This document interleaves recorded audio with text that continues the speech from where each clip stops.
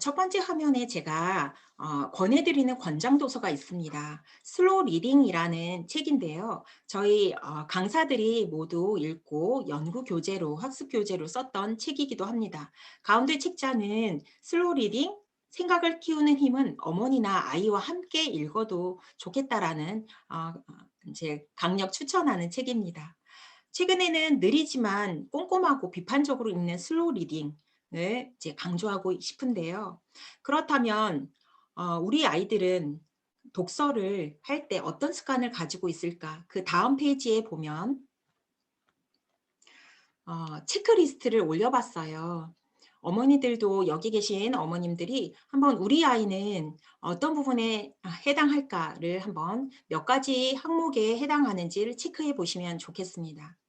대부분 어머니들과 상담을 해보면 우리 아이는 책을 싫어해서 그래서 논술학원에 보낸 거예요 라고 하시는 어머님들이 계십니다.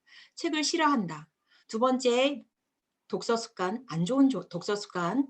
두 번째는 학습 만화만 읽어요 하는 경우가 있습니다. 학습 만화만 읽을 경우는 학년별, 수준별 책 읽기가 더 어려워집니다. 세 번째 문제는 책을 대충 읽어요. 무엇을 물어보면 몰라 라는 대답을 많이 해서 속상해요 라는 어머니가 계시는데요. 이 부분도 고민이 많으세요. 네 번째, 좋아하는 책만 읽어요. 다섯 번째, 책 내용을 제대로 파악하지 못해요. 줄거리를 이야기해 보라면 또 주인공이 어떤 말을 했는지 어떤 행동을 했는지 얘기해 보라고 하면 잘 기억을 해내지 못하는 경우가 더러 있다고 말씀을 하십니다. 여섯 번째, 문제 의도를 파악하지 못해요. 문제를 풀어보면 책을 읽고 문제를 풀어보면 이 문제가 무엇을 원하는지 답을 어떻게 적어야 하는지 난감해하는 경우가 많이 있는 부분이 있는데요. 일곱 번째로 넘어가면 말이 많은데 핵심이 없어요. 실제로 수업을 해보면 특히 신입생의 경우는 말을 많이 하는데 발표를 많이 시켜보면 그 안에서 무슨 말을 하는지 핵심이 빠져 있는 경우가 있습니다. 그런 경우에도 어쩌면 배경 지식이 부족해서 나오는 습관일 수도 있는데요. 여덟 번째로 넘어가면 이런 고민들을 많이 하시죠. 맞춤법과 띄어쓰기를 많이 틀려요. 이 부분은 계속 교정을 하고 수정을 하는 과정이 시간이 필요한 부분입니다. 근데 문장 속에서 문맥 속에서 고쳐 나가야지 이걸 단순히 문제집 풀이를 한다고 해서 많이 나아지지는 않는 부분이 있습니다. 아홉 번째, 글을 쓰기 싫어해요. 두 번째, 학습 만화만 읽는 아이들의 경우는 글을 쓰기 싫어하는 아이들이 많아요. 학습 만화만 많이 읽을 경우에는 원고지 글쓰기를 해봤을 때 대화체나 구어체를 쓰는 경우가 있어요. 주어, 목적어, 서술어의 문장 완성을 하지 못하고 예를 들어서 나는 밥을 먹었다. 간단한 예문인데요. 먹었어 내가 밥을 이렇게 문장을 어순을 뒤바뀌어서 문장을 쓸 때가 많습니다. 그런 경우에는 이제 글을 쓰기 싫어하는 경우가 많이 있죠. 열 번째에 해당하는 어머니 계신가요? 우리 아이의 글은 도대체 무슨 내용인지 모르겠어요 하는 경우. 실제로 원고지 첨삭을 해보면 앞의 내용과 중간, 뒤에 똑같은 문장들이 여러 번 반복하는 경우가 있습니다. 이런 경우에는 쓸 내용이 없는 경우도 있고 어떻게 써야 할지 모르겠다라고 할 때 어휘력이 부족해서 오는 경우도 있습니다. 그렇다면 제가 페이지 넘겨볼게요. 독서 습관이 안 좋게 들여지는 원인은 세 가지로 이렇게 정리할 수 있는데요. 정독을 하지 못했을 경우, 두 번째 편독이 심했을 경우, 세 번째 단계별 독서를 하지 않았을 경우.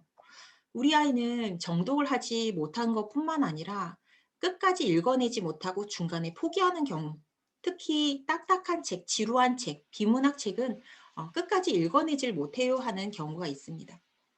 어쨌거나 끝까지 읽어내도록 하는 부분이 가장 중요한 부분, 완독입니다. 완독을 할 수 있어야 정독도 할 수 있습니다. 그러나 이제 아이들은 시간이 급하고 훑어읽기가 습관화되어 있는 경우가 많습니다. 여기서 어머니께 부탁 말씀을 드리고 싶은 거는 책을 읽을 때 시간을 절대적으로 확보를 해 주시는데 요일을 정하시면 더 좋아요. "책 읽어." "주말에 책 읽어."라는 부분보다 몇 시부터 몇 시까지 이 책을 읽고 요일을 정해서 한다면 계획성 있는 정독을 할 수가 있습니다. 흥미 위주의 책을 읽게 되는데요. 한쪽으로 치우친 책, 특히 두 번째 편독에 있어서는 특히 5 학년, 6 학년에 있어서 문학과 비문학의 다양한 분야의 책을 읽어야 하는데 여학생의 경우에는 "우리 아이는 문학만 읽고 동화만 읽고 비문학을 싫어해요." 하는 경우가 많이 있습니다. 그랬을 경우는 한 권은 너가 좋아하는 책, 한 권은 엄마가 권해 주는 책 이렇게 읽자라고 해서 독서 밸런스를 맞춰 주고 잡아 주는 것이 중요합니다. 계속해서 5 학년, 6 학년을 지나는 과정 속에서 자신이 좋아하는 책만 읽는다면 다양한 영역을 고루 섭렵해서 읽지 못한다면 배경 지식은 짧고 또 사고력도 발달이 저하가 될 수가 있습니다. 세 번째는 단계별 독서를 하지 않는 경우인데요. 어 수준이 학년별로 나누어져 있다면 글밥이 적거나 글자 크기가 크거나 쉬운 책을 골라서만 읽는 아이들이 있습니다. 그런 경우는 어려운 책을 읽게 해야 하는데요. 그 부분도 아이랑 같이 함께 계획을 세워 나가야죠. 그 계획을 어떻게 세울 것인지 전략을 짜야 할 텐데요. 그 말씀을 드리겠습니다. 그렇다면 5 학년은 독서 전략을 어떻게 세우는 것이 좋을까? 그 고민을 많은 어머니들께서 하실 텐데요. 스스로 분석하는 나이입니다. 5 학년은요. 사고한 만큼 답을 얻을 수 있는 시기이고 최상위권 학생들은 5 학년에 결정된다고 보면 됩니다. 이 시기에 추론 능력도 생기고 분석 능력도 향상이 됩니다. 이 시기를 어떻게 보내느냐에 따라서 우리 아이의 평생 독서 습관이 좌우된다고 볼 수 있습니다. 그렇다면 어떻게 해야 할까요? 한 권의 책을 읽더라도 다양한 관점에서 시간을 두고 천천히 느리지만 천천히 읽어 나가는 과정이 필요합니다. 과거에는 속독, 다독이 중요시 됐던 시대가 있었어요. "책 몇 권 읽었니? 이번 주 몇 권 읽었어? 3권 읽었어요. 4권 읽었어요. 다른 아이들은 5권 읽었다더라. 다른 아이들은 너보다 한 권 더 읽었다더라." 라는 식의 많은 책을 섭렵하는 것 물론 그것도 중요합니다, 많은 책도. 그러나 그보다 속독보다 정독을 해야 되고 그렇다면 그 안에서 다양한 관점에서 읽어 내려가는 것 그것이 중요한데요. 읽고 나서 독후 활동이 중요합니다. 읽고 책을 덮고 끝이 아니라 "어떻게 읽었어?" 라고 할 때 책을 읽었는지 안 읽었는지를 확인하는 질문으로 한다면 아이들은 그걸 싫어하죠. 어머니께서는 그랬을 때는 "주인공이 어떤 말을 했어? 주인공이 어떤 행동을 했어?" 라는 식으로 문답을 이어나가는 것이 더 좋습니다. 두 번째는 교과 연계 도서를 먼저 읽는 것. 5 학년에 해당하는 사항이기도 하고 6 학년도 마찬가지입니다. 하지만 아이들은 이 부분을 지루해하고 어려워합니다. 특히 한국사, 역사가 들어가는 5 학년에 있어서는 사회교과에서 힘들어하는 부분이 있습니다. 미리 선행으로 한번 읽어두는 것이 중요합니다. 흥미가 생길 수 있는 부분이죠. 세 번째로서는 흔적을 남기는 부분을 추천드립니다. 제가 밑줄을 그어 왔는데요. 한번 보시면 읽을 때 읽었다며 흔적을 남긴 책은 머릿속에서도 흔적을 남깁니다. 아이들이 책을 읽었을 때 마음이 가는 부분에 밑줄을 긋고 여백에 떠오르는 생각이나 단어들을 적었을 때 그 책을 오래오래 기억하는 효과가 있습니다. 그래서 드리는 팁으로 말씀드리고 싶은 부분은 책을 읽을 때 메모지, 포스트잇을 이용해도 좋겠습니다. 생각나는 단어 몇 가지라도 적게 하는 부분이 중요한데요. 도서관에서 빌린 책도 마찬가지로 밑줄을 그을 수 없다면 옆에 메모지를 두고 생각나는 문장, 좋은 문장, 기억나는 단어 몇 가지만이라도 적어봐 라고 해서 그것이 습관화가 된다면 그 책은 오래 기억할 수 있습니다. 네 번째는 전집, 한 번에 사주지 마라. 이 부분은 많은 어머니들이 동의하고 공감하는 부분이라서 길게 설명 안 드려도 될 것 같습니다. 몇십 권의 책은 아이에게 책꽂이를 바라만 봐도 부담감이 생기는 부분이 있고 흥미도 떨어뜨릴 수 있습니다. 6학년의 독서 전략을 말씀드리겠습니다. 이 부분에 있어서는 문학, 비문학 비율을 점검해야 되는 시기입니다. 생각하는 힘을 길러야 되는데요. 통합적 사고력을 기르기 위해서는 어떤 독서법이 필요할지 설명드리겠습니다.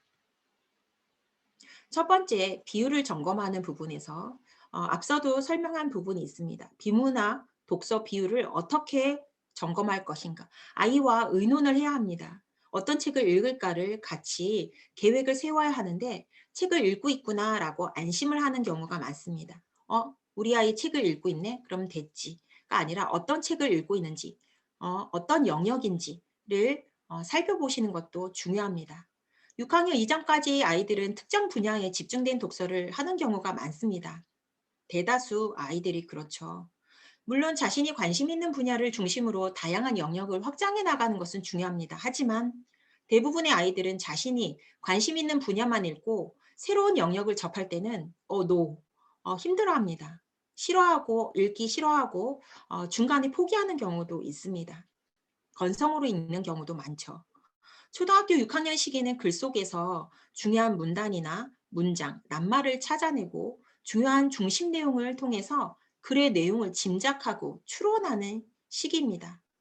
이때는 사실과 주장, 의견, 설득의 글을 구분할 줄 알고 인물의 행동, 그 다른 면, 이면에 있는 사회적인 상황 등을 연계해서 이해할 수 있는 능력을 향상시켜야 합니다.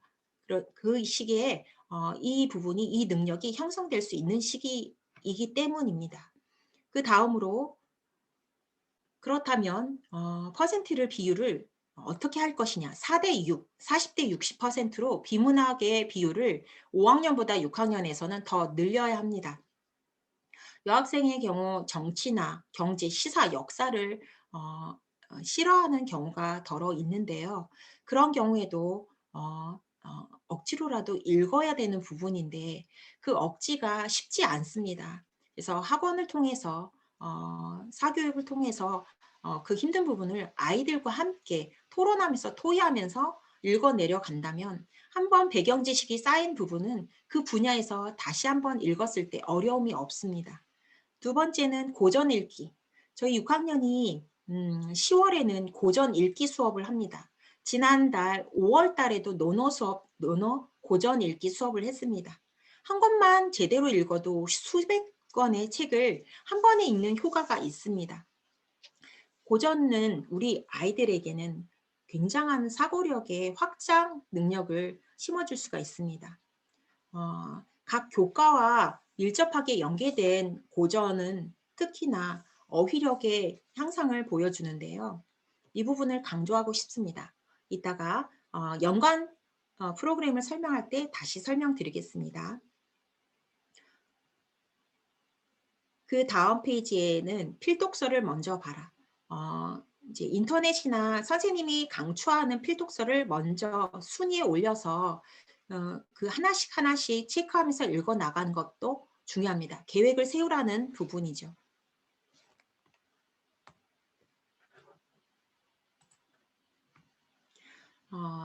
이제부터는 T&A의 수업 방식에 대해서 설명드리고자 합니다. 한 사람이 10권의 책을 읽는 것보다 10사람이 한 권의 책을 읽고 토론하는 것이 더 좋다라는 모토에서 저희는 기본적으로 책을 읽어서 와야 합니다. 책을 읽어오지 않으면 수업에 참여할 수가 없습니다. 그래서 기본적인 독서가 행해지고 그 다음에 수업을 통해서 독서를 꼼꼼히 했는지를 점검하고 토의 토론, 사고력 확장 수업을 한 다음에 논술 대면 첨삭으로 사위일체식 수업을 진행합니다. 사위일체 수업 방식에 대해서 설명을 드리겠습니다. 첫 번째 독서, 두 번째 토론, 세 번째 논술, 네 번째 첨삭의 과정을 거치는데요. 매주 한 권씩 책을 읽고 독서가 전개되지 않은 수업을 전혀 아이들이 숙제가 되어 있지 않는다면 수업에 참여할 수 없다라고 방금 말씀을 드렸는데요. 그때 독서가 진행이 어느 정도 정독이 되었는지를 짚어주고 그다음에 토론 과정에서 여기서 제가 강조하고 싶은 부분은 그 밑에 빨간색으로 글 상자를 한 부분을 봐 주시면 좋겠습니다. 토론을 하다 보면 많은 부분에서 능력이 향상되는 부분이 있는데요.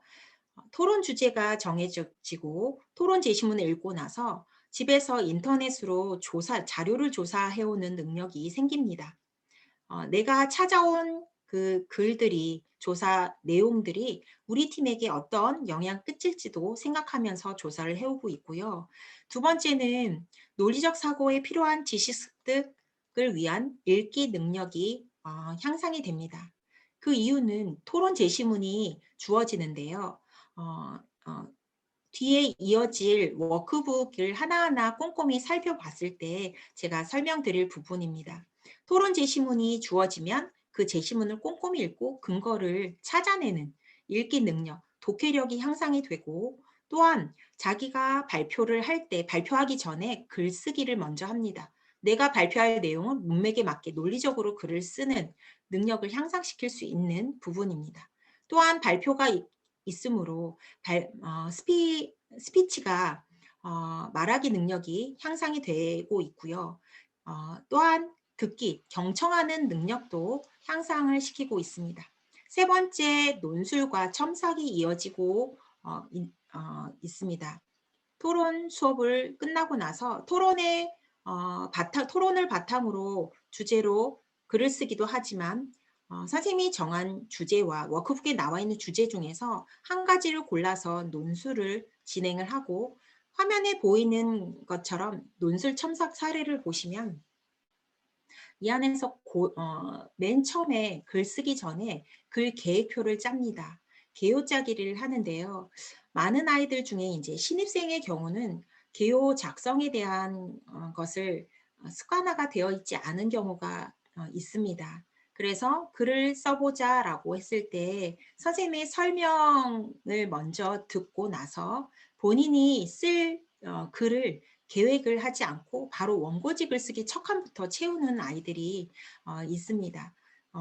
그랬을 경우 수업 시간에 개요 작성이 얼마나 중요한지, 글을 쓰기 전에 내가 처음엔 어떤 부분을 쓸 것인지, 그리고 두 번째 본론에서는 내가 어떤 내용으로 글을 구성할지, 맨 마지막 글 마무리는 주제와 적합한지 이것을 고려해서 서론, 본론, 결론 그 단락별로 몇 글자를 쓸지도 계획을 하면서 논술을 시작합니다. 논술 후에 1:1 대면 첨삭을 진행하고 있습니다. 이렇게 보시면 원고직을 쓰기를 하는 주간도 있고 한 달에 4주 중에서 한 주 정도는 토론에 대한 글쓰기나 아니면 신문 기사 등 활동을 하고 나서 A4 용지 줄글로 쓰는 경우도 있습니다. 매주 글쓰기는 진행을 하고 있습니다. 그 다음으로는 연간 프로그램에 대해서 설명을 드리고자 합니다. 여기서 초 5학년을 설명드리고 6학년을 넘어가겠습니다. 5학년은 화면에 보시면 7월부터 12월까지 7월, 8월은 한국사를 공부합니다. 초 5학년은 1월, 2월이 선사시대 때부터 조선 중기까지 한국사를 이미 앞부분을 배웠습니다. 그래서 7월, 8월은 뒷부분 조선 중기 이후부터 근현대사를 공부하고 있습니다. 공부하게 될 예정입니다. 9월, 10월은 문학을 배우고 11월, 12월은 비문학을 배웁니다. 여기서 그 푸른색을 보시면 심화 독서라고 써 있는 부분이 있습니다. 9월부터 12월까지는 저희가 워크북에 부교재를 수록을 해서 품사를 진행합니다. 문법 교재가 들어가는데요. 문법을 배우고 나면 아이들이 문장이 달라집니다. 그 안에서 어순을 배우게 될 텐데요. 품사를 배움으로 인해서 문장 속의 부사의 위치, 보어의 위치, 무엇을 어디에 놓고 문장의 완성은 어떻게 해야 문맥이 매끄러운지를 아이들이 이해하게 됩니다. 그래서 이 부교재가 끝나는 시점에 12월 시점에는 아이들 문장력이 많이 향상된 것을 알 수가 있습니다. 그래서 좀 구체적으로 7월, 8월에 대해서 좀 집중적으로 설명을 드리자면 일반적인 한국사 공부라기보다 그냥 인물 위주, 사건 위주로 뽑아서 역사를 공부하는 것이 아니라 통사를 공부합니다. 저희 학원에서는 키워드를 중심으로 인해서 스토리텔링 수업을 하고 있습니다. 그래서 아이들이 그 맥을 잡고 시대별로 쭉 이어가는 수업을 하고 있기 때문에 아이들은 수업을 끝나고 한국사가 끝나고 나서 질문을 하면 어떻게 한국사가 어려웠니? 라고 한다면 이야기가 참 재미있었어요 라는 말을 합니다. 그래서 어머니들께서 우리 아이가 한국사를 잘 따라갈 수 있을까? 앞부분을 놓쳤는데 신입생으로 들어가게 된다면 그 조선 중기까지 못 배우고 들어갔을 때 아이들은 이 진도를 얼마만큼 소화할 수 있을까라는 걱정을 하실 수 있을 텐데요. 제가 다음 페이지에 월간 계획서를 보여드리면서 다시 설명드리겠습니다.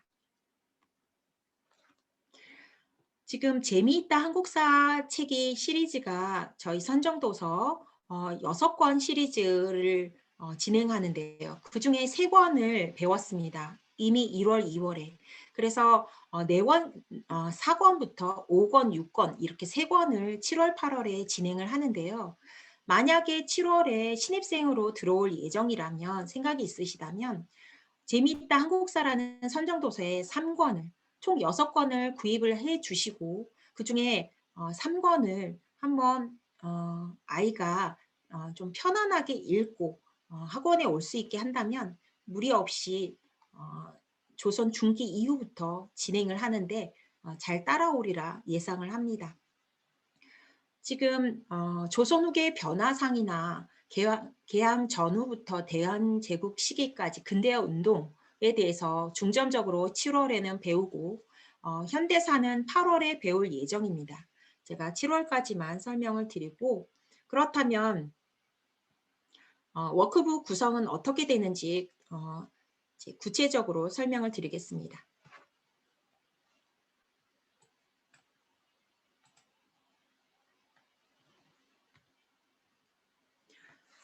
처음에 보면 연표로 만나는 한국사 연표를 아이들이 살펴보면서 이 시대에 어떤 사건이 있고 어떤 인물이 무엇을 시행했는지를 알 수 있는 연표가 나오고요. 유물유적으로 만나는 한국사 배경 지식이 되는 부분. 선정도서와 함께 관련된 도움 자료를 보고 내용을 쉽게 이해할 수 있습니다. 생각을 확장하는 데 도움을 주고자 이렇게 배경 지식이 되는 자료를 13쪽까지 총 4페이지로 구성이 되어 있는데요. 아이들은 이것을 읽고 복습 총정리를 할 수가 있습니다. 그리고 나서 그 다음엔 개념어로 만나는 한국사 부분을 보고 이 안에서는 좀 아이들이 즐겁게 핵심 단어를 찾아 나가는 부분이 있습니다. 글상자에서 사건이나 인물 위주의 개념어를 찾아내고 그 다음 페이지로 한자성어가 나오는데요. 이 한자성어를 통해서 아이들은 문장에서 낱말을 어떻게 활용하는지 이 한자성어가 어느 때 필요한지를 이해할 수 있습니다. 어휘력에 상당히 도움되는 부분입니다. 그 다음으로는 흐름으로 만나는 한국사. 이 부분은 책을 읽고 꼼꼼히 읽었는지를 확인하는 독서 문제인데요. 독해력 문제입니다. 2번, 3번 쭉 이어지는데요. 이 안에서 아이들은 이 인물에 대해서 다시 한번 살펴보고 그 시대별로 맥을 잡아 나가는데요. 이 안에서도 스토리텔링으로 이야기를 전개해 나가면서 선생님들은 유도하고 있습니다. 발표를 이끌어낼 때도 시대적으로 구분을 짓는 것이 아니라 맥을 잡고 이어나가면서 그 아래 보시면 6번 문제에서도 아이들이 굉장히 재미있게 즐겁게 공부하는 부분이 바로 이런 부분인데요. 그 제조 과정을 순서에 맞게 나열해 보세요라는 그 부분에서도 아이들과 함께 그 내용에 있어서 화면에 영상을 띄우면서 같이 이야기를 하면서 진행을 하거든요. 그 다음 페이지 또 넘기겠습니다. 독해 문제가 끝나고 나서 주제로 만나는 한국사 스텝이 나옵니다. 스텝 첫 번째, 두 번째 이렇게 진행을 할 때 앞서서는 독해력 문제였다면 뒷부분에 저희가 초점을 맞춘 문제들이 있습니다. 사고력 확장인데요. 논리 추론의 문제가 꽤 상당히 많습니다. 그래서 생각을 해서 본인의 생각을 써봐야 하는 그런 문제들이 많습니다. 첫 번째 문제에서도 당시 사회를 이해할 수 있는, 이해해야 풀 수 있는 문제, 새롭게 알게 된 점도 스스로 정리해서 글쓰기를 하도록 어, 인도하고 있습니다. 또 하나 스텝 두 번째에서는 이렇게 자, 독도 분쟁에 대해서 또 이야기를 나누고 토론도 소략 토론으로도 진행을 하고 있습니다. 다음으로 세 번째, 3번 문제도 유심히 봐야 할 문제인데요. 각 주차별, 지금은 1주차만 설명을 드리고 있습니다. 각 주차별로 이렇게 논리 추론과 근거가 될 수 있는 글을 쓰도록 할 수 있는 부분이 있는데요. 3번 문제가 무엇이냐면 독도가 일본의 영토라고 주장하는 일본인 친구에게 반박하는 말을 적어봅시다. 그렇다면 어떻게 반박하는 것이 좋을까? 그렇다면 이 안에 논리가 형성이 되지 않으면 글을 쓰기가 어렵죠. 그래서 많은 발표와 친구들의 이야기를 경청하면서 문맥을 잡아나가는 과정이 필요합니다. 그리고 32쪽에 보면 글쓰기로 만나는 한국사, 이제 글을 주제로 이제 주제가 세 가지예요. 1번, 2번, 3번은 세 번째는 나와 있진 않지만 선생님이 정한 주제로 그 반 아이들 구성원에 알맞은 주제를 뽑기도 합니다. 이렇게 세 가지 중에서 한 가지를 골라서 글쓰기를 하게 됩니다. 글 쓰고 나서는 아이들과 첨삭이 진행이 되는데요. 아이들이 가장 많이 힘들어하는 부분이 글 마무리입니다. 글 마무리를 어떻게 해야 될지 모르겠어요 하는 아이들이 많은데요. 그 부분에서는 글 쓰기 전에 아이들과 함께 많은 이야기를 하면서 소통을 합니다. 선생님들은 칠판에 판서를 하면서 처음에는 어떻게 시작하는 것이 좋겠어? 라고 한다면 아이들이 5학년은 손을 많이 들어서 발표를 하거든요. 이렇게 시작하는 건 어때요, 선생님? 이런 거는 어때요? 라고 하면서 그 방향을 잃지 않도록 아이들과 함께 쭉 개요 작성을 해 나가는 것을까지를 해주고 그렇다면 방향을 잡았다면 글의 주제도 잡고 방향도 잡고 글 마무리까지 어떤 방향으로 마무리 지는 것이 좋다라고 이제 설명이 마무리가 된다면 아이들은 쓰기 시작하고 그 주어진 분량 안에서 서론, 본론, 결론으로 나누어서 씁니다. 이렇게 5학년이 되고 이제 6학년을 한번 살펴보겠습니다.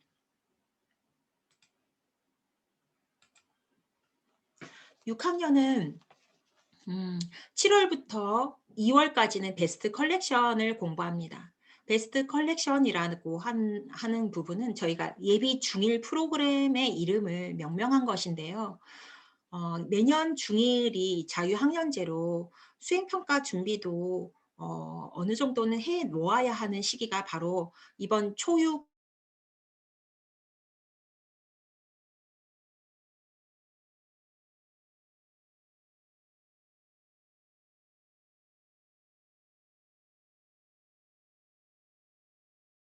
지금 중1이죠. 지금 중학교 1학년, 내년 올해 중2. 그래서 작년 6학년 베스트 컬렉션을 공부하고 재작년에 공부한 아이들이 선생님한테 인사하면서 지나가면서 하는 말들이 있어요. 어떤 부분이냐면 선생님이 작년에 배웠던 또는 또 중2 같은 경우는 재작년에 배웠던 베스트 컬렉션에서 수필 써놨던 거 학교에 제출했어요. 또는 소설, 단편 소설 썼던 거 그거 학교에서 수행평가로 했을 때 그거 교정해서 수정해서 냈어요. 도움이 많이 되었어요 라고 하는 부분이 있습니다. 그렇듯이 선행과 직결돼서 중1 교과 선행을 함께 하는 부분인데요. 고학년의 어휘력, 독해력은 중학교 학습 능력과 직결되기 때문에 그 부분을 또 집중적으로 저희가 짚었고, 그리고 교과 각 분야와 밀접하게 연계된 선정 도서를 골랐습니다. 7월 한 달은 특히 그 부분에서 제시문 분석을 통해서 독해력을 심화시킬 수 있고, 필수 한자 활용 학습을 통해서 어휘력을 보강하고 문장력을 강화시킬 수 있는 프로그램을 저희가 만들었습니다. 그렇다면 어떻게 이제 7월이 이루어지는지를 설명드리고자 합니다. 7월 학습 계획서를 지금 보시고 계신데요. 7월 한 달에는 그 앞에 써 있듯이 6학년 학생들이 사춘기 아이들이 많습니다. 자신의 앞날에 대해서 고민을 해야 되는 하고 있는 시기이기도 하고요. 목표를 설정해서 학습에 대한 밑그림을 구상해 나가는 시기이기도 합니다. 이때에 자신을 탐색하는 시간을 갖는 그런 한 달이 될 수 있습니다.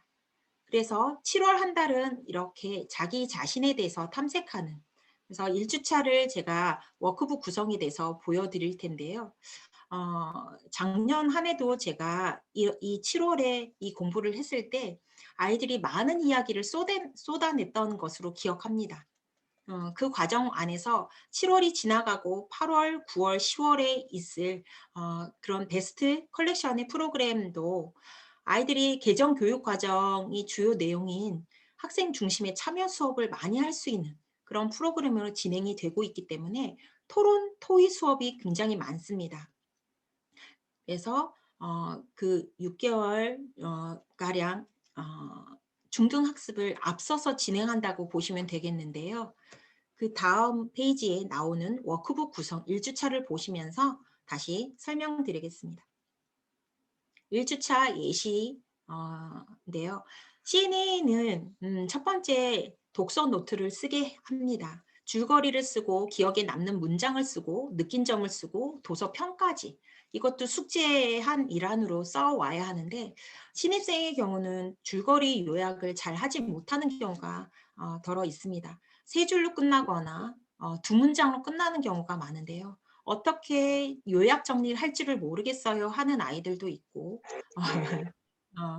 이제 숙제가 안 되어 있는 아이도 있지만, 한 달 정도, 신입생의 경우 한 달 정도가 지났을 때 무엇이 핵심인지를 이제 수업 시간에 파악하기 시작하면서 줄거리가 4문장, 6문장 이렇게 늘어나는 것을 확인할 수 있었습니다. 그래서 무조건 써봐야 한다는 것이 결론입니다. 네. 그리고 두 번째, 이제 제가 2페이지로 진행을 하겠습니다. 배경 자료가 2페이지씩 나오는데요. 이 부분도 도움되는 자료를 넣어서 어쩌면 이 2페이지가 책 한 권의 가치를 두고 있다라고 저는 보는데요. 아이들도 이 부분을 밑줄 긋고 이해하고 오도록 숙제를 내주고 있습니다. 밑줄을 긋고 흔적을 남겨라, 읽은 티를 내와라 라고 하고 있는데요. 생각을 확장하는 데 굉장히 큰 도움을 줍니다. 다음으로는 어휘 부분입니다. 어휘에서 각각의 문맥에 맞게 그 낱말을 어떻게 활용하는지, 그 부분도 어미 활용에 대해서도 공부할 수 있는 부분인데요. 단지 보기에서 답을 찾아내는 것이 아니라 그 보기를 문맥에 맞게 교정하고 수정하는 부분을 아이들이 시간을 갖습니다. 또한 3번 문제에서는 한자 성어를 공부하고, 그 다음에 이제 독해력 문제가 나옵니다. 주요 인물들을 분석하는 건 굉장히 중요한데, 책을 꼼꼼히 읽지 않았다면 인물 분석도 아이들이 어려워합니다. 이런 부분에서 아이들과 함께 다시 한번 독해 기초를 이렇게 짚어나가는 시간을 갖습니다. 독해 문제가 이렇게 지나가면 스텝 문제가 나오는데요. 스텝 문제는 생각할 거리를 많이 제공하고 있습니다. 친구들과 함께 많은 발표를 진행해야 되는 부분인데요. 선정도서 내용에 관련된 통합 교과형 토의 토론 문제가 굉장히 상당히 많습니다. 조건형 문제도 많이 들어가 있는데요. 수능 시험도 조건형 문제가 많아짐에 있어서 이제 우리 아이들도 이렇게 어느 정도 조건이 제시된 부분에서 답을 채울 수 있는 능력을 이제 향상시킬 수 있도록 훈련을 해야 합니다. 스텝 두 번째, 두 번째 문제에서 발문이 어떻게 시작되냐면 "다음 제시문을 읽고"라고 되어 있는데요. 많은 부분 상당 부분 아이들이 "제시문을 읽고"라는 이 발문에서 제시문을 읽지도 않고 자신의 생각을 쓰는 경우가 많습니다. 그런 부분도 제시문 분석을 먼저 하고 아이들과 함께 이야기를 나누는 시간들이 수업 시간에는 많이 진행이 됩니다. 그래서 자신의 생각도 쓰고 아이들 다른 친구들이 어떤 말을 어떤 의견을 내놓는지도 경청하는 시간들을 갖고 선생님이 보여주는 영상 자료까지 이제 보면서 수업을 진행합니다. 그렇게 되면 이제 스텝 세 번째에서는 토론이 진행이 되는데요. 매주차 토론이 거의 있습니다.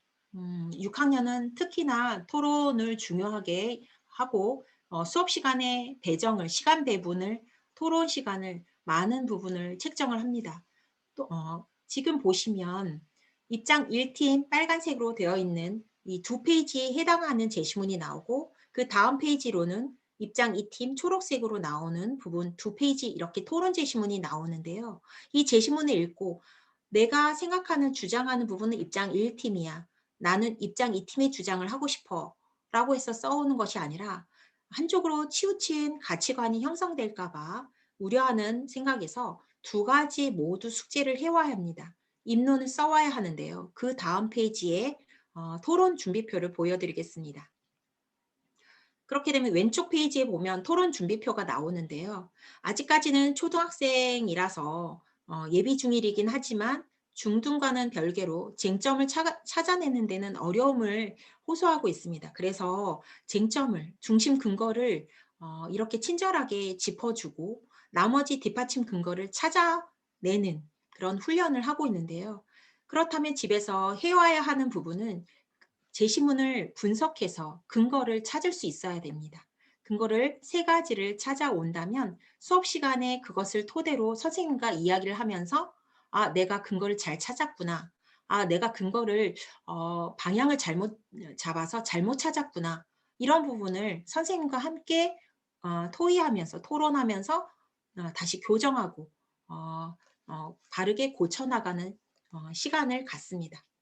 이때 아이들은 굉장히 왕성한 발표를 많이 하는데요. 그 발표 중에 아이들은 흥분도 하고 마인드 컨트롤도 하고 하면서 많이 성숙해지는 것을 봅니다. 그 안에 논리적인 글쓰기도 같이 함께 진행을 하게 됩니다. 그래서 이제 그 주제별로 하나씩 선정해서 매 주차에 이렇게 글쓰기를 하는데요. 5학년은 500자 이상을 쓰도록 하고 있고 6학년은 600자, 700자 이상을 쓰도록 하고 있습니다. 주어진 시간 안에 그 분량 안에 서론, 본론, 결론에 알맞게 단락별로 핵심을 잘 짚었는지를 보면서 형식적인 첨삭과 내용적인 첨삭을 함께 진행합니다. 1대1 대면 첨삭을 하고 있습니다. 마지막으로 C&A 논술이 좋은 5가지 이유를 이제 설명드릴 텐데요. 5가지 설명 중에서 네 번째, 5번째만 강조드리고 설명회를 마치도록 하겠습니다. 저희는 교재를 직접 만듭니다. 네 번째 보시면 저희가 직접 만든다라는 의미는 시간 강사가 전혀 없습니다. 전인 강사로 인해서 모두가 학원에 올인하고 교재를 직접 만들면서 그 안에서 많은 수업 노하우를 공유하게 됩니다. 이것은 다른 학원과는 차별화되는 부분입니다. 5번째도 마찬가지로 그 어느 학원에서도 원고지 글쓰기를 매주 하는 학원을 여러분들이 비교하셔야 할 텐데요. 대면 첨삭을 한다라는 것, 매주 쓴다라는 것은 굉장히 중요한 부분입니다. 학생들이 매주 직접 쓰는 과정을 통해서 토론 수업도 정리하고 스스로 오늘 공부한 것도 정리가 되는 것입니다. 궁극적으로는 대학별 고사와 논술형, 서술형 내신 문제까지 대비할 수 있게 됩니다. 이 부분까지 제가 강조드렸고 네. 자, 예, 설명회를 정리하도록 하겠습니다. 예, 고맙습니다. 잠깐 예, 말씀 들어주셔서 감사합니다. 예, 고맙습니다. 예, 제가 메일로 보내드린 파일이 이 화면에 보시는 파일입니다. 그래서 제가 6월 첫 주에 그 고3과 졸업생들의 6월 평가원 관련된 말씀을 좀 드렸었고요. 그리고 이제 문학과 독서를 공통 과목으로 하면서 화법과 작문, 뭐 언어와 매체, 이 선택 과목 관련된 부분들 말씀 간단히 좀 드렸습니다. 그래서 이 자료를 이번 주에 이제 고3들, 졸업생들 6월 평가원 성적표가 나오기 때문에 저도 아들이 고3이라 좀 더 업그레이드해서 7월 첫 설명회 때 좀 더 상세히 말씀드릴 수 있도록 하겠습니다. 다음 주 6월 28일 월요일 11시에는 초등 3, 4학년 프로그램 안내를 드리고 7월 프로그램 다시 잘 준비해서 뵐 수 있도록 하겠습니다. 예, 채팅창에 남겨주신 메일 주소로 자료 다 보내드릴 수 있도록 하겠습니다. 고맙습니다.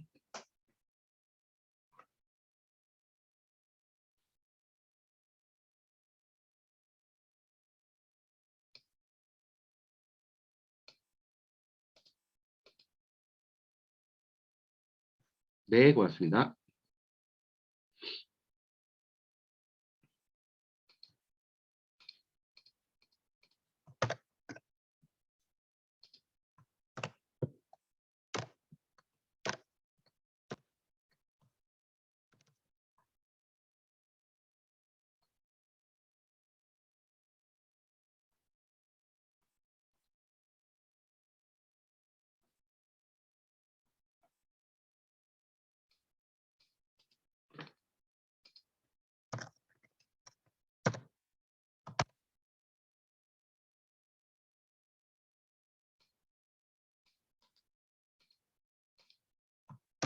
네, 주소 확인했습니다.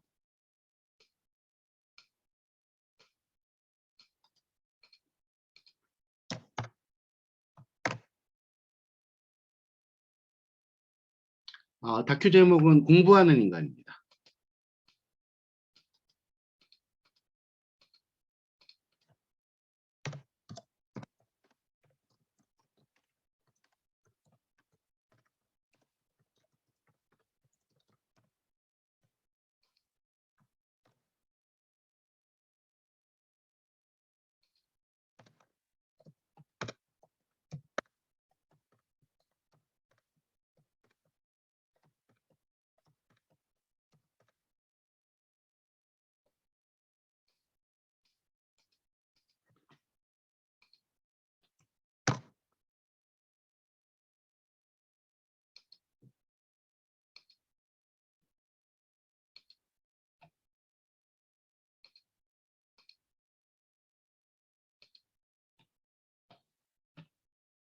예, 마치겠습니다.